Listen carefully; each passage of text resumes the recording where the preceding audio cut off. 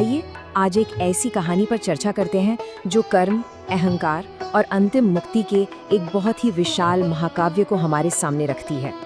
आज के इस गहरे विश्लेषण में हम किसी आम पौराणिक कथा को सिर्फ दोहराने नहीं वाले हैं, बल्कि इसके पीछे जो एक बहुत ही गहरा आध्यात्मिक और ब्रह्मांडीय चक्र चल रहा है उसे डिकोड करेंगे।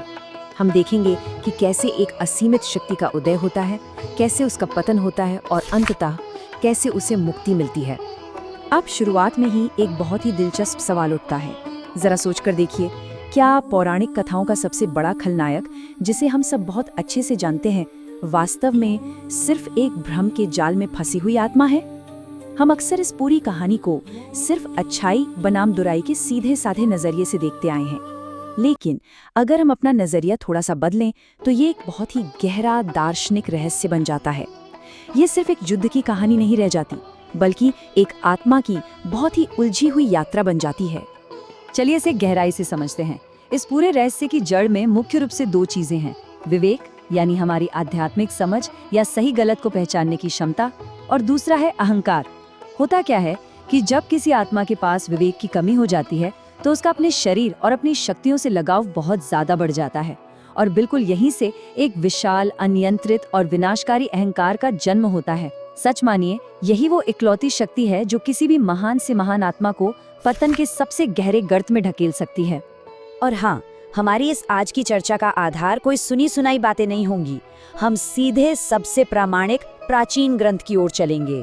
आदि कवि महर्षि वाल्मीकि जी द्वारा रचित श्रीमद् वाल्मीकि रामायण, ये अद्भुत और कालजयी ग्रंथ इस पूरे ब्रह्मांडीय नाटक का सबसे पहला और एकदम सटीक दस्तावेज है।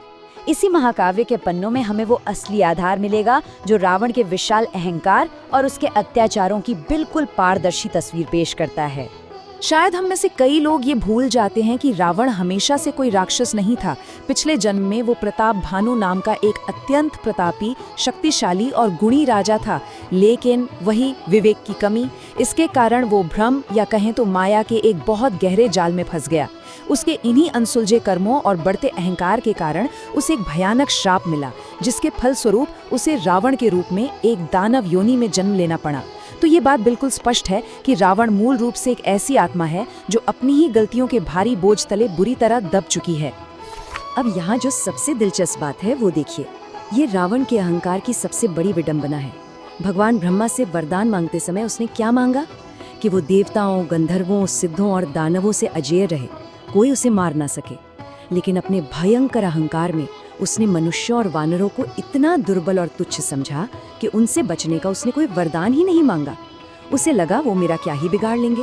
और रावण के इसी अनियंत्रित अहंकार ने इस पूरे ब्रह्मांडीय नाटक में एक ऐसा अचूक रास्ता, एक ऐसा लूप होल खोल दिया जो आगे चलकर उसके पतन का सबसे मुख्य कारण बना। वरदान मिलते ही रावण का अहंकार और उसके अत्याचार एकदम अपनी चरम सीमा पर पहुंच गए। वाल्मीकि रामायण बहुत ही स्पष्ट रूप से बताती है कि कैसे इस रौद्र निशाचर ने नंदनवन में क्रीड़ा करने वाले गंधर्वों और अप्सराओं को सीधे स्वर्ग से भूमि पर पटक दिया। उसने शांति प्रिय और तपस्या करने वाले मुनियों को बिना बात के असीम कष्ट दिए। उसे अपने भौतिक शरीर की इस तथाकथित अजेयता पर इतना अंधा विश्वास हो गया था कि उसने सच में तीनों लोकों को भय, आतंक और अराजकता के गहरे कुएं में ढकेल दिया। स्थिति इतनी बिगड़ चुकी थी कि अब एक दिव्य हस्तक्षेप बिल्कुल अनिवार्य हो गया था। जब रावण के अत्याचार सहने की सारी सीमाएं टूट गईं और पूरे ब्रह्मांड में हाहाकार मच गया, तब अत्यंत भयभीत होकर सभी सिद्ध, गंधर्व, यक्ष और सारे देवता दौड़ते हुए भगवान विष्णु की शरण में गए। उनकी वो प्रार्थना बहुत ही हताश और तात्कालिक थी। उन्होंने आर्तनाद करते हुए कहा, हे देव, आप ही हम सब लोगों की परम गति हैं, अतः इन देवद्रोहियों का वध करने के लिए कृपा करके आप मनुष्य लोक में अवतार लेने का निश्चय कीजिए। ये वो ऐतिहासिक क्षण था जब तीनों लोकों की नियति हमेशा के लिए तय होने वाली थी। देवताओं की इस आर्त पुकार पर भगवान विष्णु का जो उत्तर था वो इतिहास का सबसे बड़ा मोड़ साबित हुआ। उन्होंने देवताओं को आश्वासन देते हुए बहुत ही शांति लेकिन दृढ़ता से कहा, मैं तुम्हारा हित करने के लिए रावण को पुत्र, पौत्र, मंत्री और बंधु बांधवों सहित युद्ध में मार डालूंगा, और मैं 11,000 वर्षों तक इस पृथ्वी का पालन करता हुआ मनुष्यलोक में निवास करूंगा। ये भगवान विष्णु की एक अद्भुत रणनीतिक कुशाग्रता थी। उन्होंने ब्रह्मा जी के वरदान का पूरा सम्मान भी रखा और रावण के उसी अहंकार को उसी के खिलाफ इस्तेमाल करने का महासंकल्प भी ले लिया। और ये बात बहुत ही शानदार तरीके से दर्शाती है कि ईश्वरीय कूटनीति कैसे काम करती है।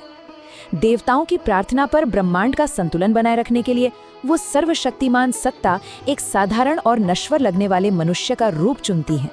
भगवान विष्णु का ये रामा अवतार कोई साधारण घटना नहीं थी। ये रावण के उस अंधे भ्रम और अहंकार के खिलाफ एक बिल्कुल सटीक और अचूक दिव्य रणनीति थी। उसी अहंकार के खिलाफ जिसने मनुष्यों को कमजोर समझकर छोड़ देने की सबसे बड़ी भूल की थी। चलिए आगे बढ़ते हैं और देखते हैं कि इसके बाद घटनाक्रम कैसे तेजी से एक महासंग्राम की तरफ बढ़ता है। सबसे पहले जनस्थान में श्री राम ने अकेले ही 14,000 राक्षसों और खरदूषण का वध कर दिया। इस करारी हार ने रावण के अहंकार को बहुत गहरी चोट पहुंचाई और इसी बौखलाहट में माता सीता का अपहरण हुआ। इसके बाद श्री राम ने वानरों के साथ मिलकर एक ऐसी विशाल सेना तैयार की जिसे रावण अपनी अज्ञानता में कुछ समझता ही नहीं था। और फिर शुरू हुआ लंका का वो ऐतिहासिक महासंग्राम। अगर हम वाल्मीकि रामायण के मूल पाठ को देखें तो उसमें इस भयंकर युद्ध के विस्तार को बहुत ही बारीकी और जीवंतता के साथ दर्ज किया गया है।